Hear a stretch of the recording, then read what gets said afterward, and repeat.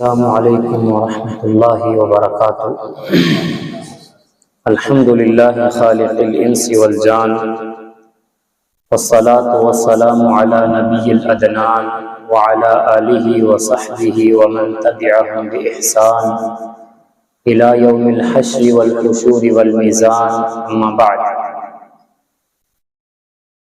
اللہ کا لاکھ لاکھ شکر ہے کہ اللہ رب العزت نے اس بابرکت محفل میں ہمیں بیٹھنے کی، سننے کی اور سنانے کی توفیق بخشی۔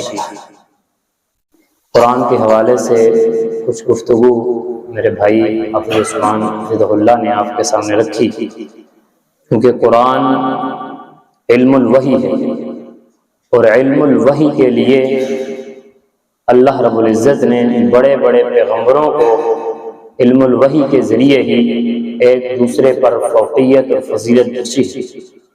یہ علم ہی تھا جس کی وجہ سے اللہ رب العزت نے حضرت آدم علیہ السلام کے سامنے فرشتوں کو سجدے میں جھکایا تھا کہ وَعَلَّمَ آدَمَ الْأَسْمَاءَ كُلَّهَا۔ یہ علم ہی تھا، یہ علم الوحی تھا جس کی وجہ سے حضرت موسیٰ علیہ السلام نے میلوں سفر کر کے حضرت خضر کی شاگردی حاصل کی تھی۔ یہ علم ہی تھا جس کی وجہ سے اللہ کے رسول صلی اللہ علیہ وسلم جب وحی آتی جلدی جلدی یاد کرنے کی کوشش کرتے۔ اللہ نے کہا لا تحرک به لسانک لتعجل به، کہ اپنی زبان کو جلدی کی وجہ سے، جلدی یاد کرنے کی وجہ سے حرکت نہ دیجیے۔ ہم اس قرآن کو جمع کرنے والے ہیں، ہم اس کی حفاظت کرنے والے ہیں۔ یہ علم ہی تھا، یہ علم القرآن تھا، یہ علم الوحی تھا کہ جس کی وجہ سے حضرت عبداللہ بن عباس جب آپ صلی اللہ علیہ وسلم کی وفات ہوئی، 13 سال ان کی عمر ہے، جب 17 سال کو پہنچے تو مصلی رسول کے وارث بھی بنے، مفسر قرآن بھی بنے۔ 63 سالہ بدری صحابی سامنے بیٹھ کر تفسیر کا علم حاصل کر رہے ہیں۔ یہ اس علم، اس قرآن کی شان تھی، یہ اس علم، اس قرآن کی شان ہے اور تھی کہ 13 یا 14 مرتبہ حضرت عبداللہ بن ام مکتوم رضی اللہ عنہ آپ صلی اللہ علیہ وسلم کی غیر موجودگی میں مصلی رسول کے وارث بنے۔ یہ علم الوحی تھا۔ اس کو سیکھنے کا کیا مقام، کیا مرتبہ کہ عمر بن سلمہ 7 سال کی عمر ہے، آپ صلی اللہ علیہ وسلم کی حکم کی تعمیل کرتے ہوئے یاروں نے، صحابہ کرام نے اپنا امام بنایا۔ یہ علم ہی تھا، یہ علم الوحی تھا کہ حضرت عطا بن ابی رباح، آج مفسرین کا باب مکمل نہیں ہوتا، تفسیر کا باب، جب تک عطا بن ابی رباح کا باب اور ترجمہ نہ پڑھ لیا جائے۔ اور ان کے اندر 5 خامیاں تھیں، دنیاوی خامیاں جس کو ہم خامیاں سمجھتے ہیں۔ یہ رنگ کے کالے ہیں، یہ غلام ہیں، ناک چپٹی ہوئی ہے اور آنکھوں کے بھی بینا نہیں ہے، نابینا ہے، اس کے باوجود پورے عرب حجاز کے مفتی ہیں۔ وجہ یہ علم ہے۔ یہ کوئی چھوٹی موٹی بات نہیں ہے کہ یہاں پر مصلی پہ سنا دینا، اپنے آپ کو اہل القرآن میں شامل کر لینا، ایک کوئی چھوٹی موٹی بات نہیں ہے، لیکن اس کا ایک مفہوم مخالف بھی ہے۔ ہم نے سچی بات ہے اس قرآن کو اپنی زندگی کے اندر لاگو کرنے کی کتنی کوشش کی۔ یاد رکھیں ایک بات کہ انسانیت کا سفر بہت ہی نازک، بہت ہی کٹھن اور بڑا ہی دردناک ہے۔ انسانیت کا سفر، انسانیت کا سفر اس ہم جہان میں رہ رہے ہیں۔ اس سے پہلے 2 جہانوں سے ہم ہو کر آئے ہیں۔ ایک جہان کے اندر ہم نے اللہ کے سامنے اقرار کیا ہوا ہے کہ اللہ تو رب ہے، دنیا کے اندر ہم تیری مانیں گے۔ دوسرے جہان کے اندر ماں کے پیٹ سے سارے ہم ہو کے آئے ہیں۔ اللہ نے اس طرح غذا ہمیں پہنچائی کہ دنیا کا کوئی بھی ڈاکٹر وہاں پر بچے کی طرف غذا کو منتقل نہیں کر سکتا۔ یہی سفر چلتا ہے اس دنیا کے اندر، اللہ نے ہم کو کھلی چھٹی دے رکھی ہے۔ یہی سفر چلے گا قبر کی اندھیر نگری سے نکلتے ہوئے، محشر کی گرمی سے نکلتے ہوئے، میزان عمل پر تلتے ہوئے، پل صراط پر لرزہ کھاتے ہوئے آگے جائیں گے۔ میزان عمل پر یا تو جنت والے قافلوں میں ہمارا شمار ہونا ہے یا تو جہنم والے قافلوں میں ہمارا شمار ہونا ہے۔ یہ صحابہ کرام روئے زمین پر سب سے پہلے انسان سے لے کر روئے زمین پر سب سے آخری انسان کا یہی سفر ہے، اور یہ بڑا بھیانک سفر ہے۔ اس سفر کے لیے زاد راہ ہم نے کتنی اکٹھی کی، ہم اتنے رمضان کے 28 روزے رکھ لیے، ہم کون سا دعویٰ کر سکتے ہیں کہ ہم نے ایسی عبادت کر لی ہے کہ اپنے آخری آنے والے سفروں کے لیے، اب آنے والا جو سفر ہوگا ہم اس کے لیے اپنے لیے آسانی پیدا کر سکتے ہیں؟ کتنا ہم نے سفر کیا۔ میں اور آپ اگر سوالات کی شکل میں اپنے آپ سے، اپنے ضمیر سے پوچھیں تو یقیناً ضمیر ہمیں گلہ پھاڑ کر آواز دے گا، اور سچی آواز، سب سے سچی آواز روئے زمین پر ضمیر کی ہوتی ہے، انسانیت کی آواز ہے۔ صحابہ کرام کا بھی مقصد جنت، ہمارا بھی مقصد جنت، صحابہ کی بھی منزل وہی، ہماری بھی منزل وہی، راستہ بھی وہی، قبر سے ہوتے ہوئے محشر کی گرمی، کلے سے رات پر میزان عمل پر تلتے ہوئے پھر آگے یا جہنم کا یا جنت کا، اللہ سب کو جنت میں لے کے جائے۔ مقصد یہ ہے کہ ہم نے صحابہ کی طرح عمل کیے۔ یاد رکھے ایک نکتہ، قرآن مجید میں اللہ نے فرمایا الذی خلق الموت والحیات لیبلوکم ایکم احسن عملا، اللہ نے موت کو پیدا کیا، اللہ نے زندگی کو پیدا کیا تاکہ وہ تم کو آزمائے تم میں سے احسن عمل کون کرتا ہے۔ احسن عمل کا مطلب معیاری عمل ہوا کرتا ہے۔ دنیا کے اندر ہم کسی بھی چیز کو معیار پر تول کر لیتے ہیں۔ دنیا میں ہم نے اپنے گھر کے اندر نوکر رکھنا ہو اس کی بھی معیار کو چیک کرتے ہیں۔ دنیا کے اندر اگر ہم نے گھر کے اندر ٹماٹر یا مرچیں لے کر جانی ہو ان کے بھی معیار کو ہم چیک کرتے ہیں۔ کیا ہم نے سمجھ لیا ہے کہ ہم جنت میں اسی طرح چلے جائیں گے؟ اللہ ہمارے عملوں کے معیار کو نہیں جانچے گا، نہیں پرکھے گا۔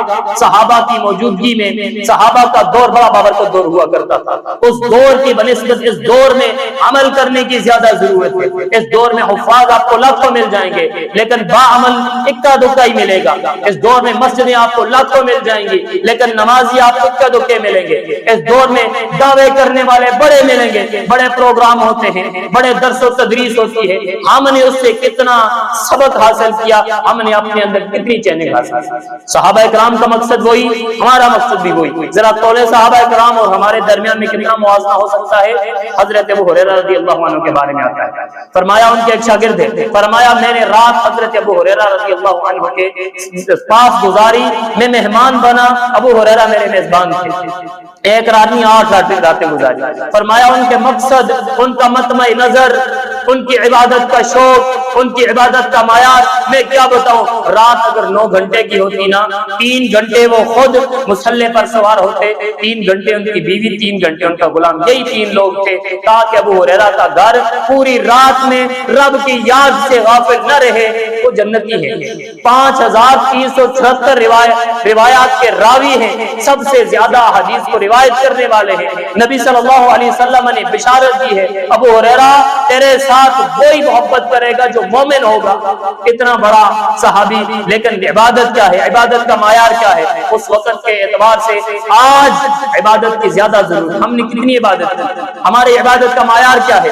سعید بن مسیب رحمہ اللہ کے بارے میں تذکرۃ الحفاظ میں امام ذہبی نے لکھا کہ 40 سال تک ان کی کوئی بھی تکبیر اولیٰ کے ساتھ نماز فوت نہیں ہوئی۔ تکبیر اولیٰ کے ساتھ، یاد رکھیں رمضان 2 قسم کا ہوتا ہے، نمازیں 2 قسم کی، ساری کی ساری عبادات 2 قسم کی ہوا کرتی ہے، یا تو رسمی یا تو عبادتی۔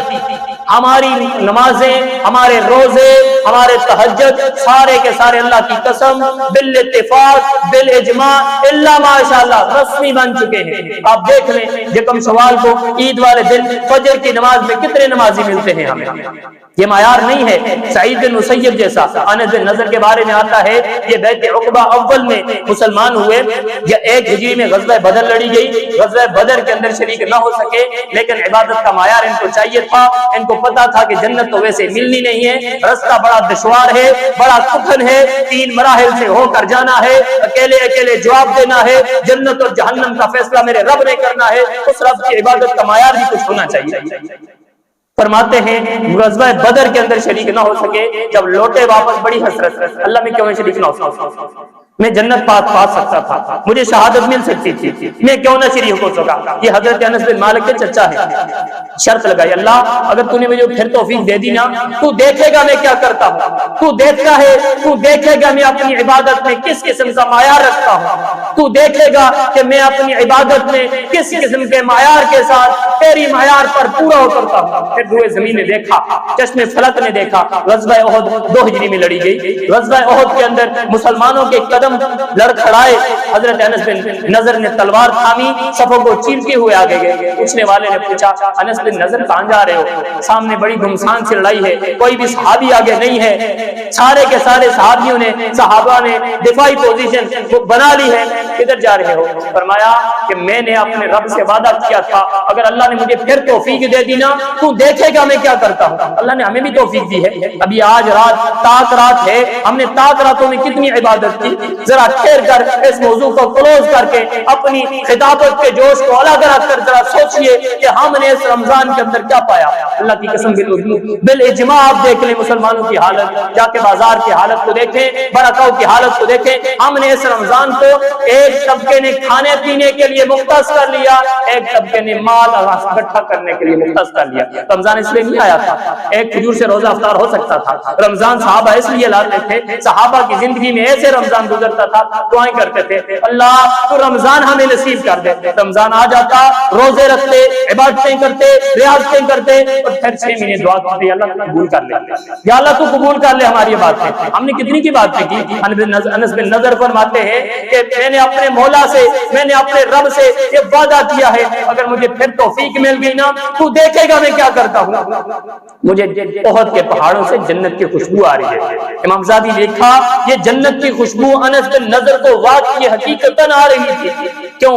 ان کا مطمع نظر، ان کا مقصد ہماری طرح نہیں تھا، ہمارا مقصد دنیا ہے، ان کا مقصد، ہمارا مقصد اس طرح ہے، کھانا پینا ہے، چلے جانا ہے۔ ہم آنے والے روزے کے لیے، افطاری کے لیے تو پلاننگ کرتے ہیں، اپنی اخروی زندگی کے لیے پلاننگ ہم نہیں کرتے، ہم نہیں کرتے۔ یاد رکھیں، اعمال کا دار و مدار، معیار کا دار و مدار، اپنے اعمال کا دار و مدار 2 چیزوں پر مشتمل ہوا کرتا ہے، اپنے اندر کا اخلاص، اپنے باہر کی حالت۔ محدثین نے 2 حدیثوں کو پوری عبادت کا منبع قرار دیا ہے۔ ایک صحیح بخاری کی پہلی حدیث حضرت عمر بن خطاب رضی اللہ عنہ سے، انما الاعمال بالنیات، اعمال کا دار و مدار نیت ہو۔ پہلی شرط معیار ہے، اپنی نیت خالص، اس کی نیت خالص نہیں، کچھ بھی نہیں۔ دوسری چیز، حضرت امی عائشہ رضی اللہ عنہا سے صحیح مسلم کی حدیث، فرمایا من عمل عملا لیس علیہ امرنا فہو رد، جس نے کوئی ایسا عمل کیا جس پر ہمارا ٹھپا، ہماری مہر نہیں ہے، وہ مردود ہے۔ ہم نے ان 2 چیزوں کو معیار بناتے ہوئے اپنی زندگی کو کیسے گزارا؟ ہم تو اتنے غبی قسم کے انسان ہیں، اللہ کی قسم، رمضان گزرا، ہم نے رمضان کے اندر کتنی مرتبہ جاگے، تراویحوں کے اندر دیکھ لیں، اگر امام صاحب نے تھوڑی سی تراویح آستہ پڑھ لی، ہمارے ہم ختم شروع ہو جاتی ہے۔ او میرے بھائی، او میرے محترم، اللہ کی قسم، یہ جو آگے والا سفر ہے نا، بڑا کٹھن سفر ہے۔ قبر میں اکیلے جانا ہے، یہ بڑا نازک ترین مرحلہ ہے۔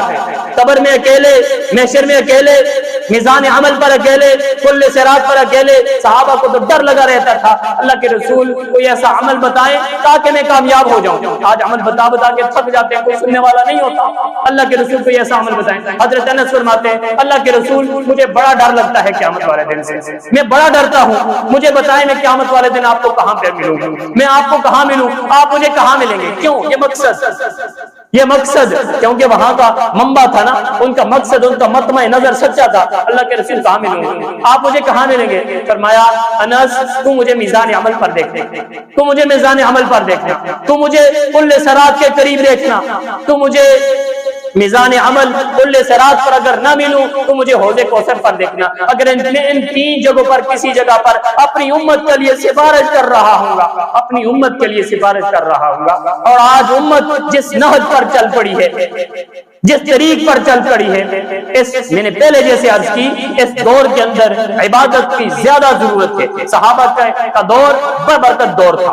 نبی صلی اللہ علیہ وسلم نے فرمایا بادروا بالاعمال فتنا كقطع الليل مظلما، فرمایا میرے صحابہ، میرے امتیوں، فتنے آنے سے پہلے نا نیک عمل میں جلدی کیا کرو، نیک عمل میں جلدی کیا کرو۔ ایسا نہ ہو کہ فتنے تمہارے گھروں پر اندھیری رات میں بارش کے قطرات کی طرح نازل ہوں اور تمہیں پتہ بھی نہ ہو اس سے پہلے پہلے عمل کر لو. اور ایسے فتنے صبح کے انسان کافر، شام کو مومن، شام کو کافر، صبح کو مسلمان، اس سے پہلے پہلے عمل کر لو. اللہ نے توفیق بخشی ہے، رمضان کا مہینہ گزرا ہے، ہر بندہ اپنے گریبان میں جھانک کر دیکھ سکتا ہے.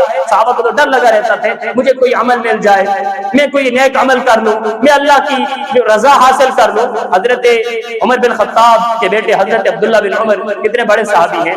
ایک موقع پر حضرت ابو ہریرہ کی انہوں نے حدیث سنی، فرمایا جو شخص جنازے میں شریک ہوتا ہے نا اور پھر جنازے میں شریک ہو کر قبر تک اس کے ساتھ جاتا ہے، دفن کر کے ساتھ آتا ہے، اس کے لیے 2 قرات اجر ملتا ہے. عبداللہ بن عمر ادھر بیٹھ کر رونے لگ گئے. اوے عبداللہ تو کتنا بدبخت آدمی ہے، تو نے اتنے قرات اپنے اعمال کے ضائع کر دیے اور تجھے پتہ بھی نہیں تھا.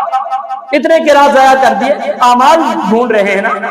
صحابہ اکرام نے دیکھا بڑے مالدار صحابہ ہیں، اللہ کی راہ میں بڑا خرچ کرنے والے ہیں، ہم تو غریب ہیں، ہم کیا کریں. اللہ کے رسول صلی اللہ علیہ وسلم کے پاس جرگہ لے کر آگے، اللہ کے رسول ان کو اللہ نے دیا ہے، ہمیں اللہ نے نہیں دیا، ہم کیا کر سکتے ہیں. فرمایا میں تمہیں ایک ایسا عمل بتاتا ہوں، اگر تم وہ کرو نا تم ان سے بڑھ جاؤ گے، اللہ یہ کہ وہ بھی تمہاری طرح عمل کریں پھر الگ بات ہے.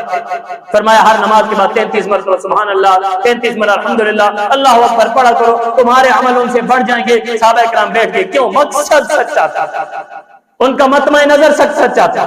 آج ہم نے پورے کا پورا قرآن سنا، ہم اس قرآن نے ہمارے دل کے اندر کتنی رب کے ڈر ڈالا، اس قرآن نے ہماری زندگی کے اندر کتنی تبدیلی ڈالی. کوئی تبدیلی لے کر آیا؟ اگر لے کر آیا یہ درس، یہ تدریس، یہ خطبے، یہ کانفرنس ہمیں واقعی فائدہ دے گی. مگر میرے بھائیوں اللہ کی قسم یہ ایک محض، مگر نہ اگر کوئی عمل نہیں ہے، یہ محض ایک رسمن ہے. جب عبادتیں رسمن بن جایا کرتی ہیں نہ پھر ان کا لب لباب نہیں رہتا. اسلاف کو ڈر لگا رہتا تھا. حضرت ابو زرع رازی 8 لاکھ حدیث کے راوی ہیں، 8 لاکھ حدیث کے راوی، چھوٹی بات نہیں ہے. امام صاحبی ایک جگہ پر لکھتے ہیں کہ ایک بندے نے قسم کھا لی کہ اگر ابو زرع رازی کو 1 لاکھ حدیث یاد نہیں ہے میں اپنی بیوی کو طلاق دے دوں گا. ابو زرع رازی کے پاس پریشان ہو کر آگے فرمایا میں نے یہ شرط لگا رہی ہے، فرمایا تم پریشان نہ ہو، مجھے 1 لاکھ سے زیادہ حدیث یاد ہے. اتنے بڑے محدث، اتنے بڑے محدث، علم کے لیے پوری کی پوری زندگی کھپا دی. جو انسان جس کا مطمع نظر سچا ہوتا ہے نا، وہ عبادت میں سچا ہوتا ہے، وہ اپنے مشن میں سچا ہوتا ہے، پھر اللہ اس کے لیے اسباب مہیا کرتا ہے. اللہ اس کے لیے اسباب مہیا کرتا ہے. اسباب کیسے مہیا ہوئے؟ ان کی موت کا وقت قریب آیا، 3 شاگرد ان کے پاس ہے. ابو حاتم رازی ہیں، محمد بن مسلم ہیں، ایک اور ہیں وراق ان کا نام ہے، ایک اور ہیں منذر بن شاذان. یہ 3 ان کے شاگرد پاس کھڑے ہیں. ان کے موت کا وقت قریب آیا ہے، ان کو تلقین کرنی چاہیے. ظاہر تلقین کی 3 اقسام ہوتی ہے، آپ جانتے ہی ہوں گے. جب انسان فوت ہو رہا ہو اس کو تلقین کرنی چاہیے، اور تلقین کے مختلف مراحل ہیں. پہلی تلقین یہ ہے اگر وہ انسان اس کے بھی ہوش بات میں اس کو کہا جائے گا کلمہ پڑھ لے گا. اگر اس کے ہوش، اس کے حواس بھاگتا ہو گئے ہیں، وہ نہیں پڑھ سکتے، اس کے سامنے اونچی آواز سے پڑھا جائے گا، وہ پڑھ لے گا. اور ویسے بھی جو نیک انسان ہوتے ہیں ان کی زبان پر کلمہ جاری ہو ہی جاتا ہے. جو کافر ہوگا اس کو زبردستی کہا جائے گا کلمہ پڑھ، نہ پڑھا تو پہلے کون سا مسلمان تھا، تلقین کی ہی جائے گی. انہوں نے اپنے استاد کی جو ہے نا ادب اور احترام کے لیے تلقین کے تو نہ کہہ سکے کیونکہ استاد شاگرد کے ایک الگ رشتہ ہوتا ہے. آج کل کی طرح استاد و شاگرد دکھے نہیں، بڑا ادب اور بڑا احترام.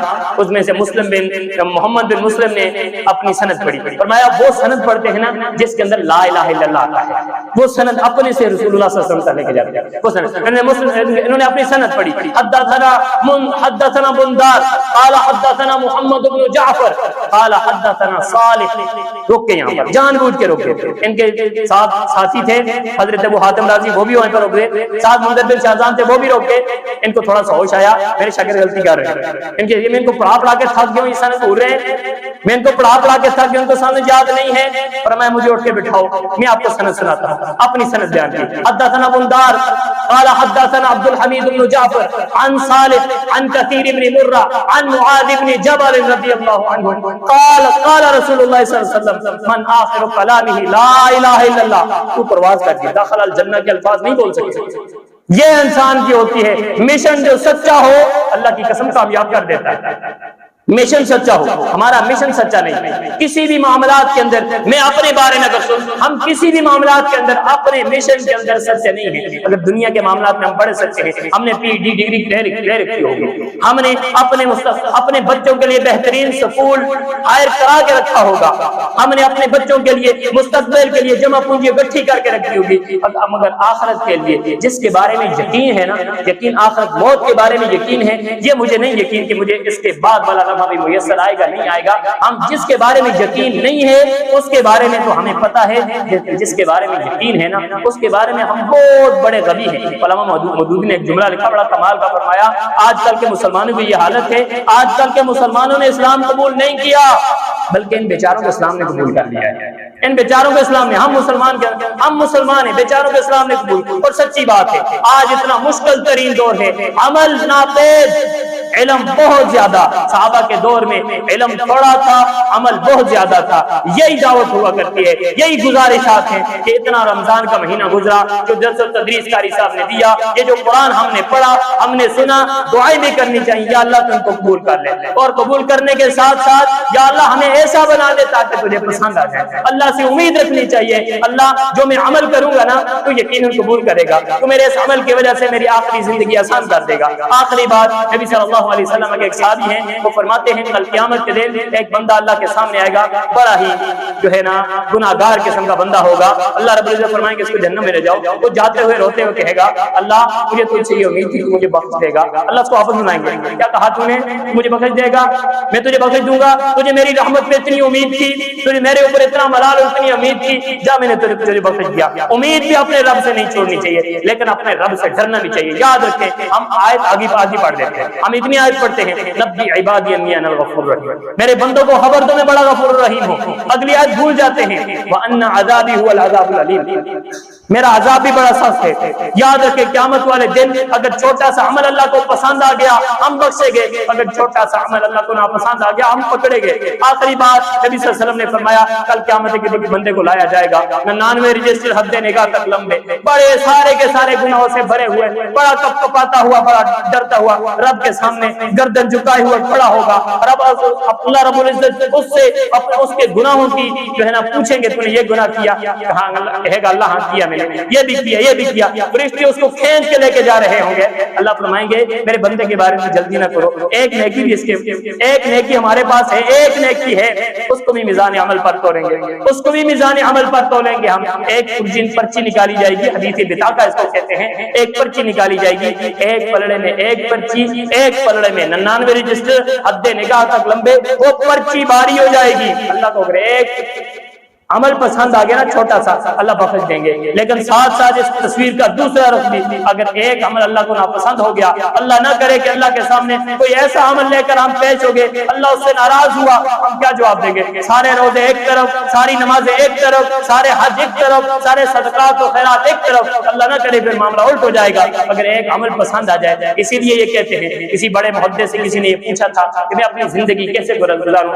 میں اپنی نمازوں کو کیسے درست کروں. انہوں نے فرمایا تھا زندگی ایسے گزار, یہ سمجھ کہ اگلا لمحہ میرا آخری لمحہ ہوگا, اگلا لمحہ, اگلی نماز میری آخری نماز ہوگی. ابراہیم بن ادھم کے پاس ایک شخص آیا, کہنے لگا میں گناہ کرنا چاہتا ہوں, گناہ چھوٹتا نہیں ہے, میں کیا کروں؟ فرمایا جا تجھے اجازت ہے تو گناہ کر, لیکن 3 باتیں یاد رکھ.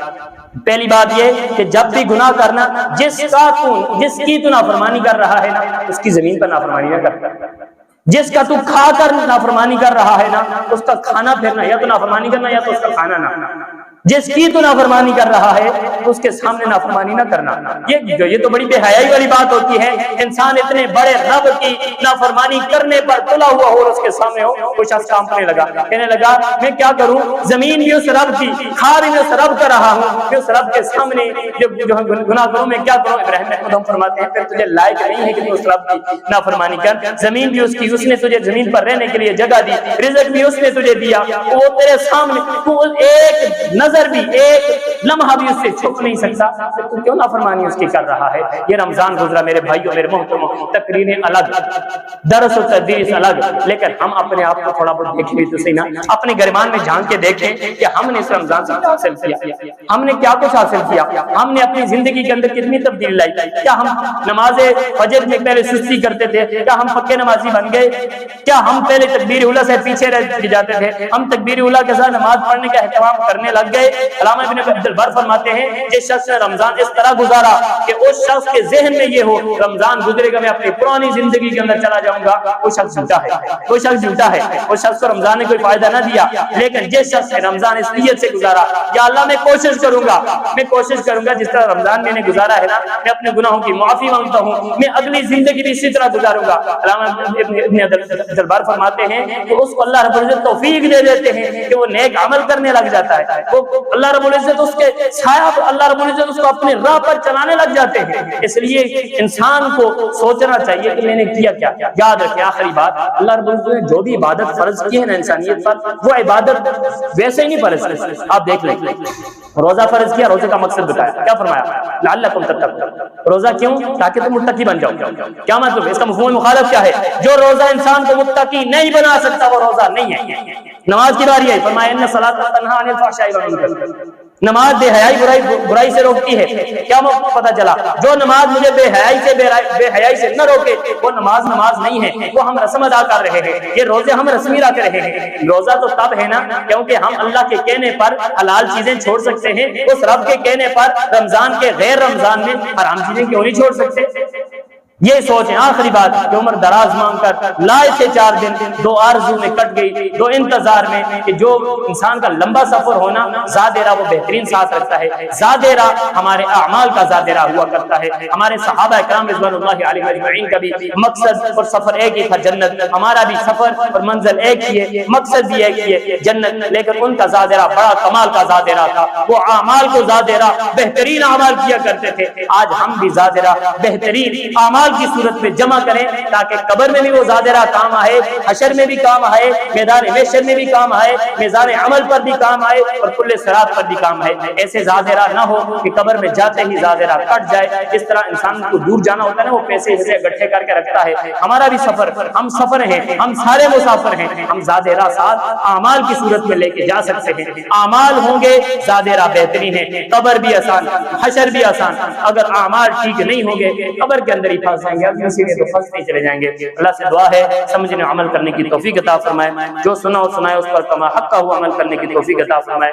جو قاری صاحب نے سنایا اللہ رب العزت کو سنانا، احباب کو سننا اپنے بارگاہ الہی میں قبول اور منظور فرمائے۔ واخر دعوانا الحمدللہ۔